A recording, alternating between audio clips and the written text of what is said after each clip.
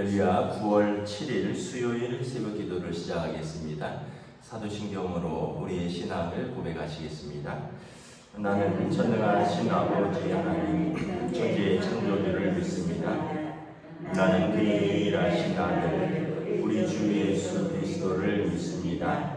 그는 성령으로 잉태되어 동정녀 마리아에게서 나시고 본디오 빌라도에게 고난을 받아 십자가에 못 박혀 죽으시고 장사된 지 3일 만에 죽은 자 가운데서 다시 살아나셨으며 하늘에 오르시어 전능하신 아버지 하나님 우편에 앉아 계시다가 거기로부터 살아있는 자와 죽은 자를 심판하러 오십니다.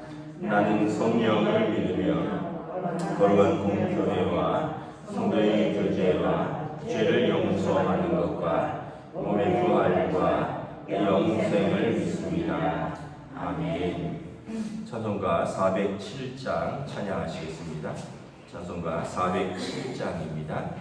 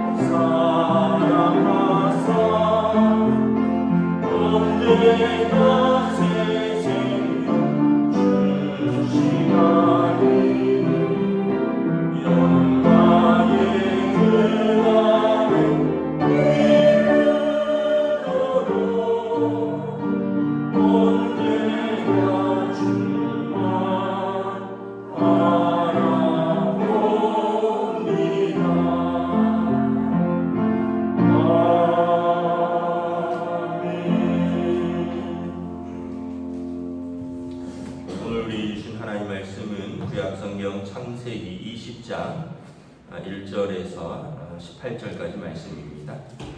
구약성경 창세기 20장 1절에서 18절까지 말씀입니다. 다 찾으신 줄 알고 저와 여러분들이 한 절씩 교독하겠습니다. 창세기 20장 1절부터 마지막 절입니다. 아브라함이 거기서 네게브 땅으로 옮겨가 가데스와 술 사이 그랄에 거류하며 그 안에 사라를 자기 의인의 여신으로 그랄과 아비멜렉에 사람을 보내어 사라를 데려왔더니 그 밤에 하나님이 아비멜렉에게 현몽하시고 그에게 이르시되 내가 데려간 이 여인으로 말미암아 내가 죽으리니 그는 남편이 있는 여자이니라.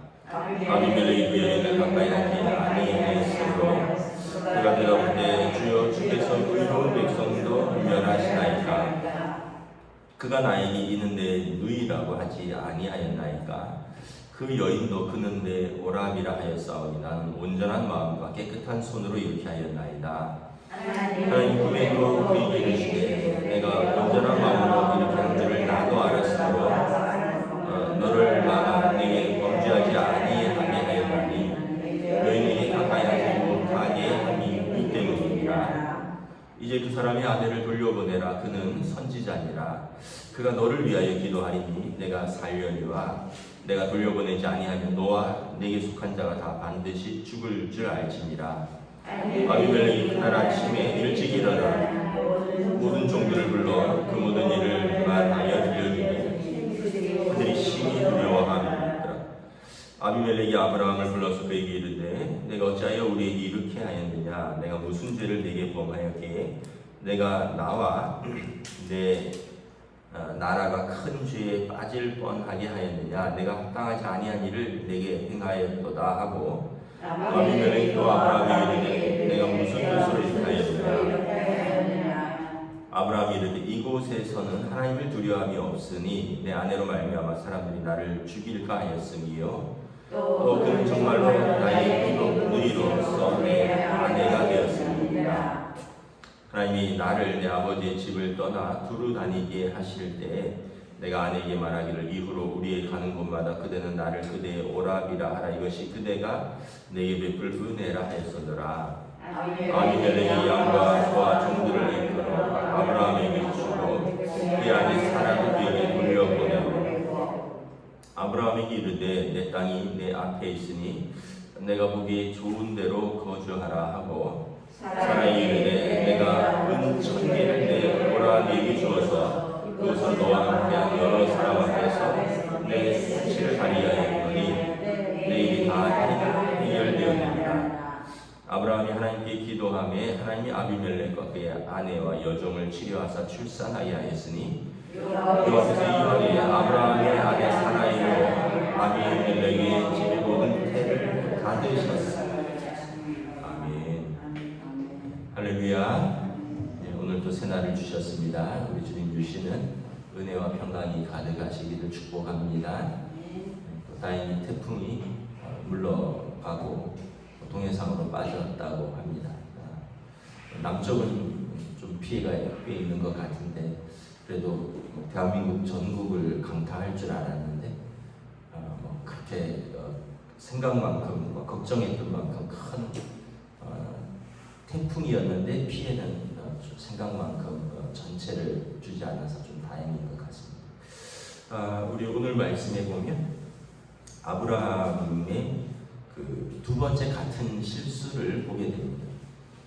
창세기 12장에서 하나님께서 아브라함을 부르셔서 아브라함이 본토 친척 아버지를 떠났습니다. 아브라함이 하나님의 부르심도 받았고 또 하나님의 뜻에 순종도 했는데 가나안 땅에 왔더니 기근이 있었죠. 그래서 아브라함이 애굽으로 내려가면서 이렇게 생각을 합니다. 애굽에는 애굽 왕이 절대자인데 파라오라 그러잖아요. 신과 같은 존재인데 내 아내로 말미암아 내가 죽임을 당하고 그 사람들이 내 아내를 빼앗으면 어떻게 할까 해서 아내를 누이라고 속여서 실제로 그곳에서 아브라함이 아내를 빼앗겼지만 사실은 누이라 그랬으니까 이제 많은 지참금을 받았죠. 그 사건이 있었는데 오늘 본문에 보면 세월이 꽤 흘렀습니다. 세월이 꽤 흘렀고 그 사이에 하나님의 약속도 한 번 더 받았고 또 그러면서 하나님께서 아브라함을 오늘 본문에 보면 선지자라고 인정하십니다. 7절에 그는 선지자라 그 사람의 아내를 돌려보내라. 하나님께서 그를 선지자로 인정할 만큼 또 그가 아브라함이 기도하면 하나님이 아브라함의 기도를 들으사 롯을 구해내실 정도로 기도의 사람이었고 하나님과 아주 친밀한 사이였고 하나님이 인정하는 선지자라고 했는데도 불구하고 오늘 본문에 보면 또 같은 실수를 저지르죠. 이제 남쪽으로 내려갔다가 그랄 땅에 거주하게 되었는데 이제 거기서도 또 같은 걱정이 된 겁니다. 이 이제 그 그랄 사람들, 이 그랄 왕 이제 블레셋 쪽입니다. 이 왕이 나를 죽이고 내 아내를 취하면 어떻게 할까? 그래서 우리 옛날에 그랬던 것처럼 당신을 내 누이로 하자. 그러면서 오늘 말씀에 보면 12절에 보면 사실 사라는 아브라함이 진짜 이복 누이라는 거죠. 뭐 아주 오래전에는 그렇게 부족 안에서도 결혼을 하고 그랬죠. 그러면서 이렇게 13절에 내 아버지의 집을 떠나 두루 다닐 때 혹시나 당신 때문에 어려움을 당할 상황이 생기면 그냥 그렇게 하는 걸로 하자. 그렇게 두 사람 사이에 약속을 했던 것 같아요. 그런데 이제 아브라함은 사실은 이제는 변해야 되죠. 그때는 처음이었고 또는 어떤 면에서 보면 한 번씩 같은 실수를 했는데 오늘 본문에 보면 또 같은 실수를 저지르게 되는 것을 봅니다. 우리가 그러고 보면 참 우리가 약하다, 연약하다. 또 한편으로는 역시 우리는 죄성이 뿌리 깊이 박혀 있다라는 고백을 하지 않을 수 없습니다. 그래서 동일한 일이 벌어지죠. 아비멜렉이 우리 땅에 피하러 온 저 사람에게 누이 동생, 여동생이 있다 그랬는데 여동생이 좀 왕이니까 그 당시에 내가 그를 위해서 지참금을 주겠다. 그를 데려와라. 그래서는 이제 또 같은 일이 벌어졌습니다. 그리고 3절에 보면 그 밤에 하나님이 아비멜렉에게 꿈에 나타나셔서 그 여인에게 손대지 말라. 그는 남편이 있는 여자라. 그러면서 돌려보내라 그러죠.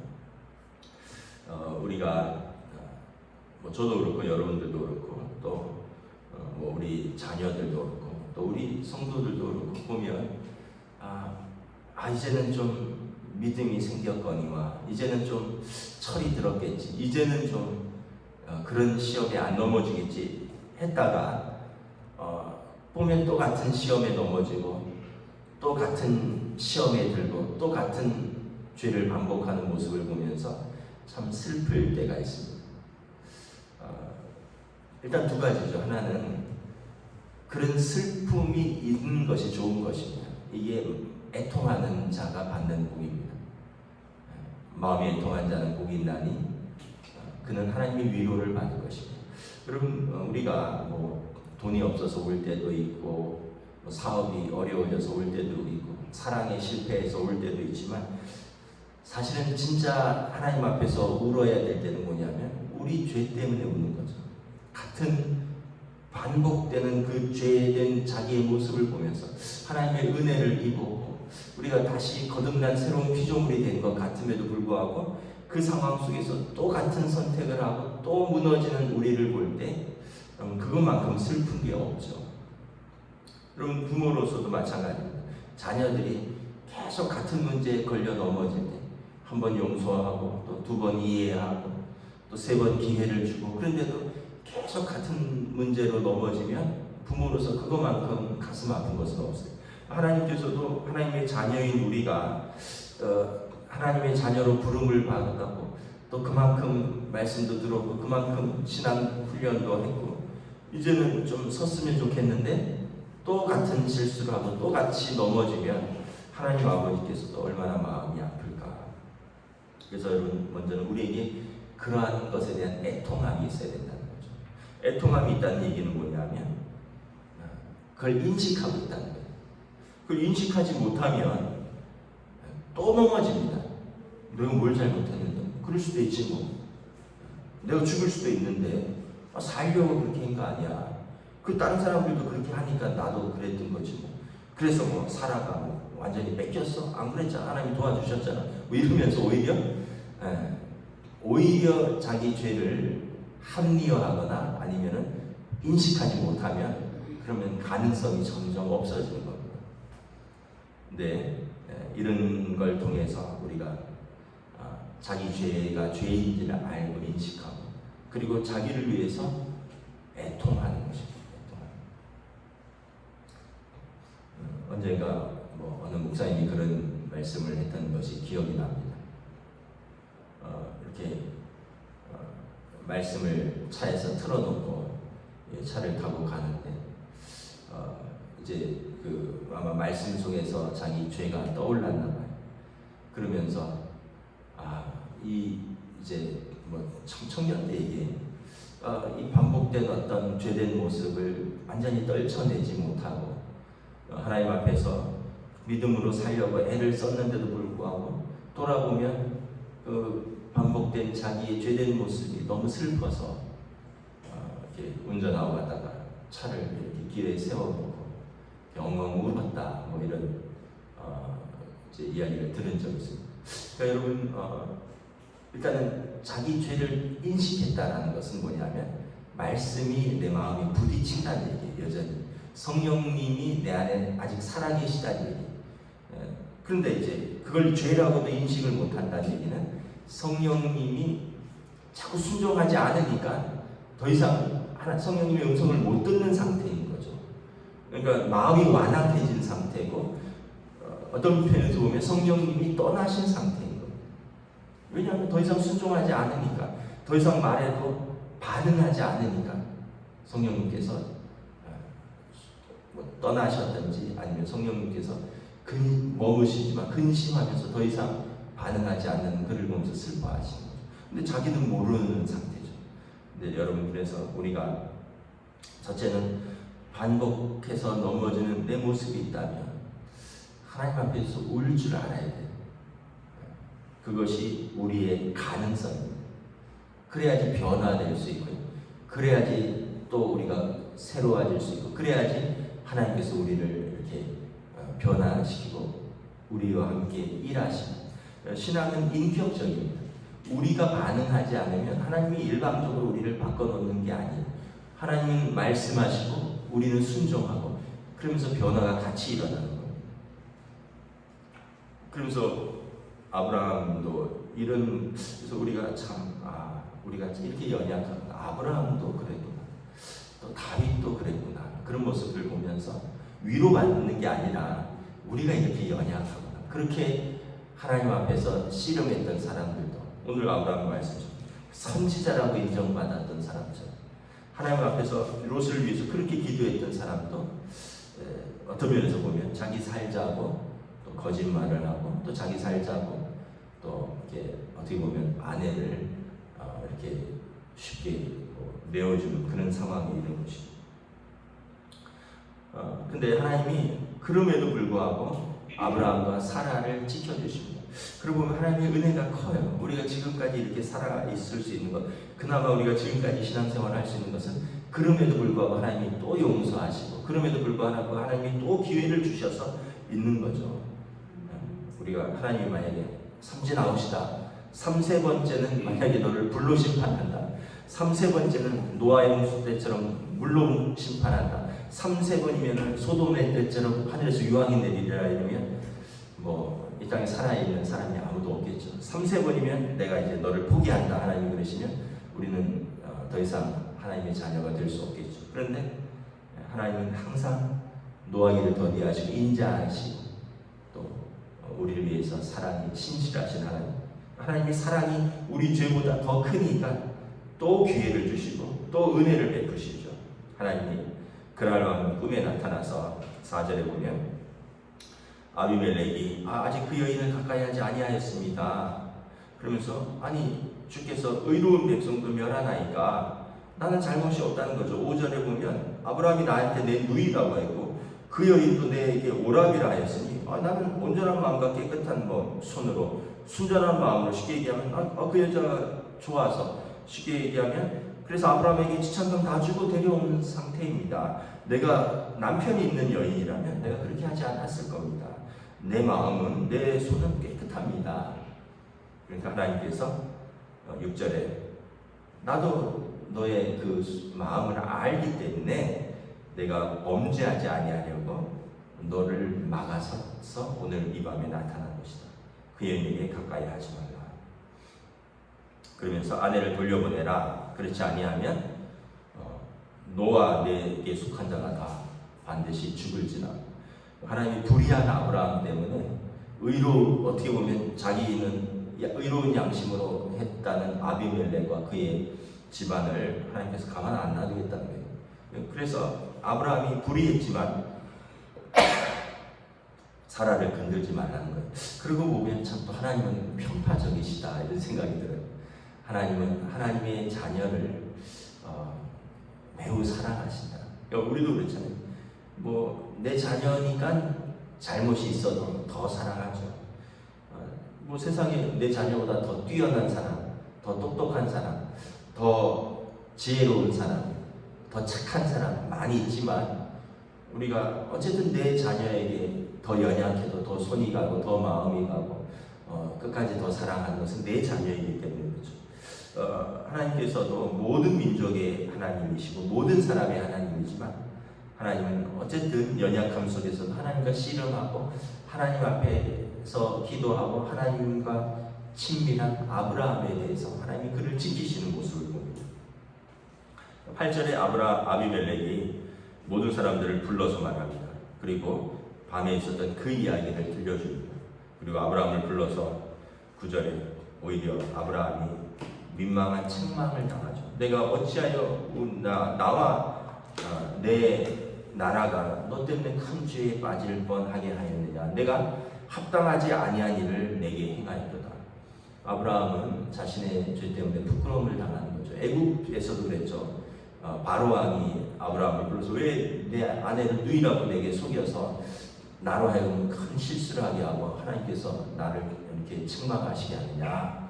그러면서 너의 아내를 데리고 돌아가라. 그래서 여러분 우리가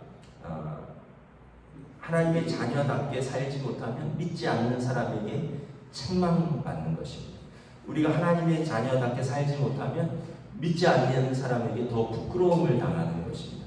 하나님 앞에서 책망받는 것은 당연하죠. 그런데 그것은 어떤 면에서 보면 부끄럽지는 않을 수 있어요. 왜냐하면 아버지 앞에서 내가 자녀인 내가 책망받는 거예요.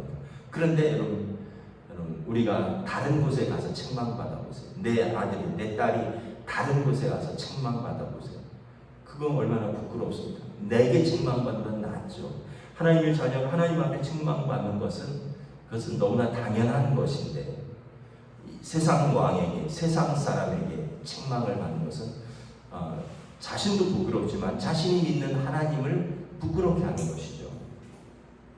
아브라함이 아비멜렉 왕에게 또 수치를 당하는 것입니다. 그러면서 하나님을 통하여 아비멜렉 왕이 이에 은혜를 베풀죠. 아비멜렉이 14절에 보면 13절에 보면 14절부터 보면 아브라함에게 사라를 돌려줍니다.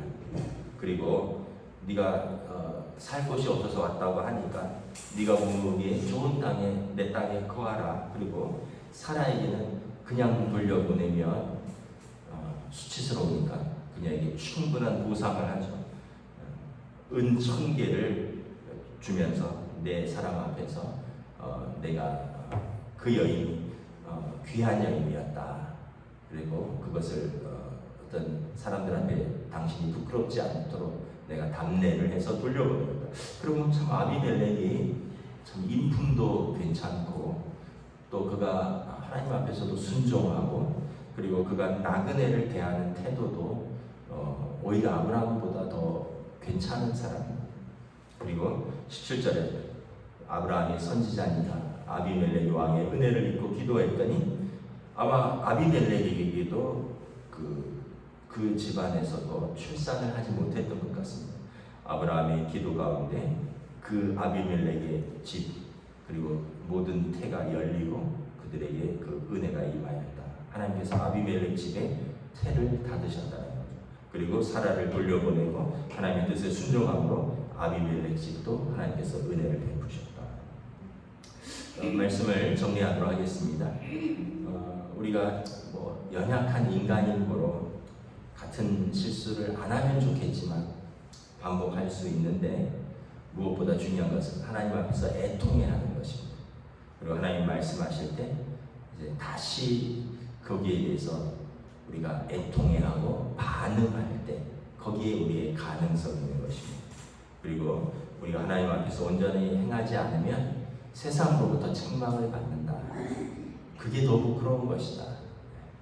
세상 사람들 앞에서 온전하지 못한 그리스도인이라고. 그럴 거면 예수 왜 믿냐고. 그럴 거면 교회 왜 다니냐고. 너나 나나 무슨 차이가 있느냐고. 나보다 더 못 믿는, 더 못한 삶이라면, 그런 당신이 믿는 예수라면 나는 안 믿겠다고. 만약에 우리가 그런 책망을 받는다면 더 부끄러운 모습이죠. 그래서 저와 여러분들이 다시 한번 순간순간의 선택에서 믿음의 선택, 하나님을 의식하는 선택, 성도의 모습으로 살아갈 수 있기를 주님의 이름으로 축복합니다.